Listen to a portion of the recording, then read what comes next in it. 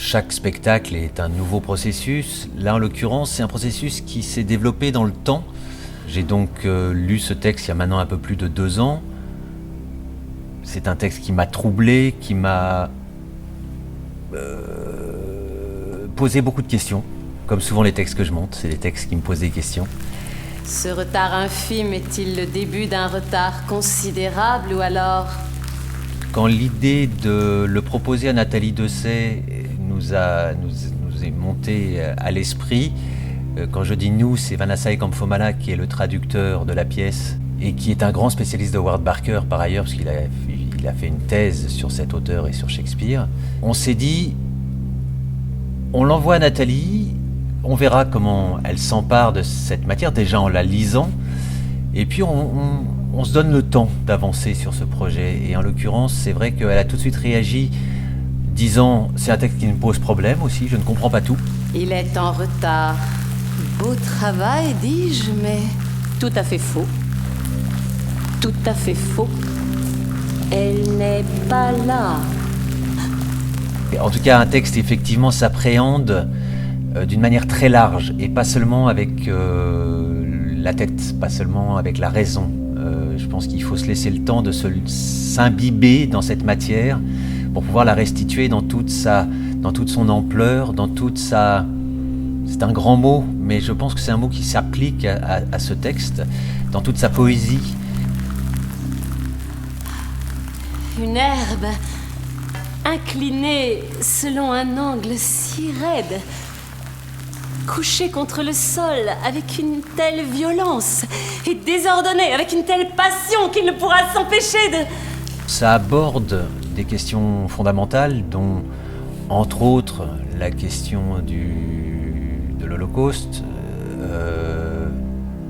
même si ça n'est pas du tout le thème principal, mais on passe par là, et on passe par là, non pas comme sur un sujet sur lequel il faut absolument avoir une position tranchée, évidemment qu'on a des positions tranchées par rapport à cette question-là, mais ça s'autorise à l'aborder, je dirais, d'une manière plus large, dans le sens où c'est quelque chose qui fait partie de nous.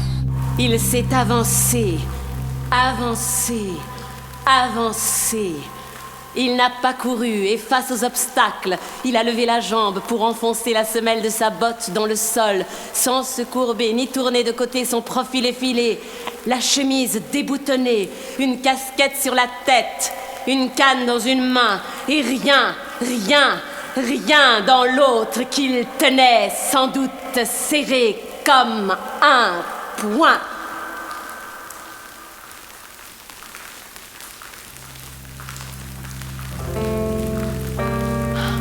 On a répété par petits bouts.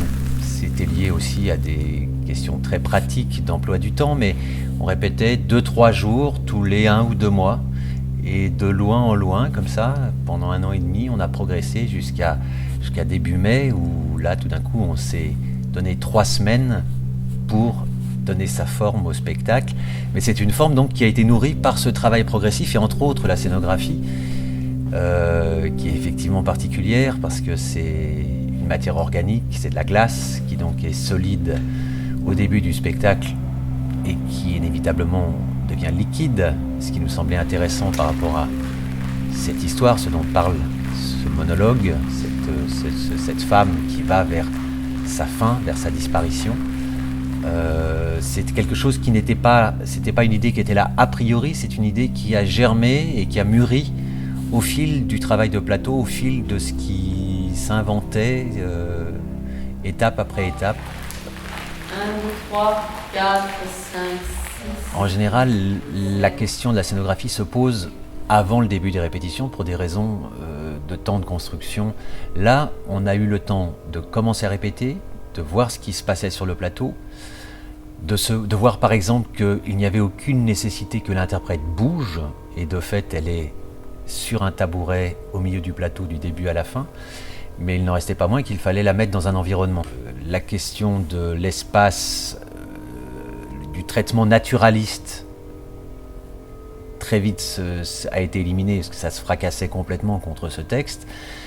Un autre danger pour moi était le fait de trop partir dans l'abstraction, donc de faire quelque chose d'un petit peu désincarné et cérébral. Et donc, avec mon scénographe, on a réfléchi à quelque chose d'organique, à une matière, et on a tourné autour de différentes matières, et la glace est arrivée effectivement comme une métaphore de cette 1h10 de cette femme, et de la glace qui passe de l'état solide à l'état liquide. Il y a 500 kg de glace qui deviennent 500 kg d'eau, qui se fracassent au fur et à mesure d'ailleurs, et qui donc a une vie propre. Et il nous semblait important que l'espace vive, respire aussi, indépendamment ou en parallèle du parcours des mots et des mots portés par Nathalie.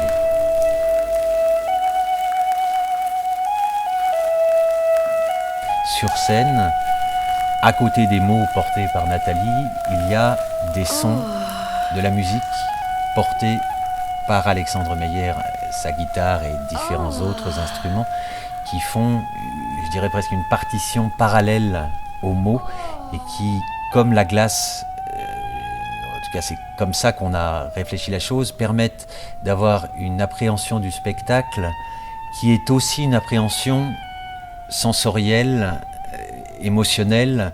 C'est évidemment que les mots sont importants, le sens est important, mais cette écriture nous empêche d'être rassurés par un sens dont on a l'habitude, c'est-à-dire un sens linéaire, une chose qui en enchaîne une autre d'une manière logique. Là, c'est parfois pas logique, c'est parfois déstabilisant, mais la musique, la scénographie nous permettent d'avoir une autre appréhension et donc de pouvoir lâcher prise quant à cette volonté qu'on a tous de tout vouloir comprendre tout le temps.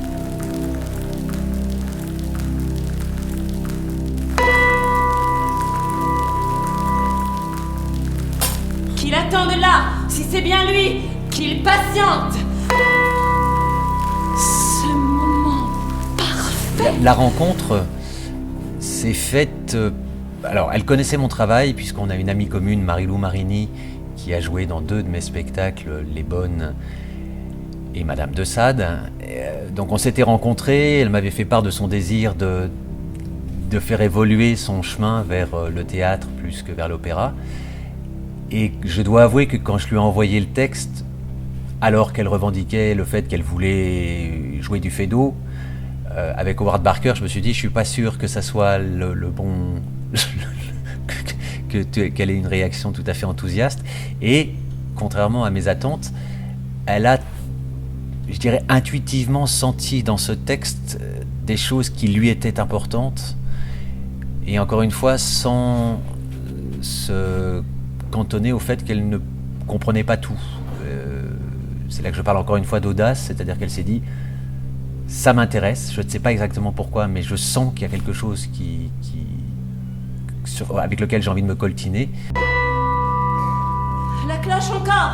N'y allez pas, n'y allez pas. C'est de la colère à présent.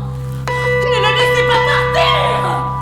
C'est une grande interprète, et je le dis.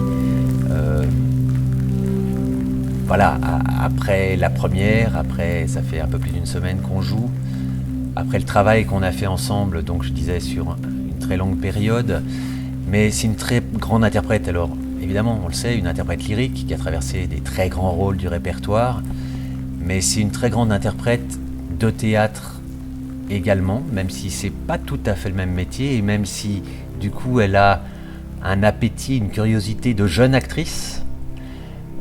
Elle a un instinct du plateau, elle a une sensibilité qui a été très imbibée par sa carrière lyrique. Donc elle a une appréhension musicale du texte, le rythme, le son. Quand je dis le son, c'est-à-dire que la voix, les modulations de la voix, c'est des choses, je dirais, qu'elle a, qui font partie de son instrument vraiment et qu'elle maîtrise parfaitement. Mais au-delà de ça, voilà, elle s'aventure dans un champ un petit peu différent, avec beaucoup d'audace, beaucoup d'intelligence, beaucoup de sensibilité, beaucoup de disponibilité, beaucoup d'ouverture à ce qu'elle découvre. Et donc du coup, sur ce spectacle-là, une capacité à s'accrocher moment après moment à ce que ces mots parlés lui racontent, nous racontent, avec cette glace qui tombe d'une manière aléatoire, avec ce musicien qui lui propose des sons qui sont aussi improvisés, donc qui peuvent varier d'un soir sur l'autre.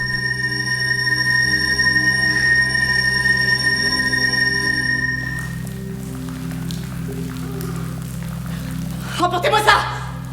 Elle est partie. Emportez-moi ça! Elle est partie, elle est partie. Emportez-moi ça! Voilà, on est parti dans cette aventure qui était un peu un défi, parce que c'est vrai que ce texte au départ, à la lecture, est très difficile. Et je crois, j'espère, mais les retours que j'en ai me donnent à penser que, au résultat, c'est plus facile à entendre et à voir que ça ne l'était à lire.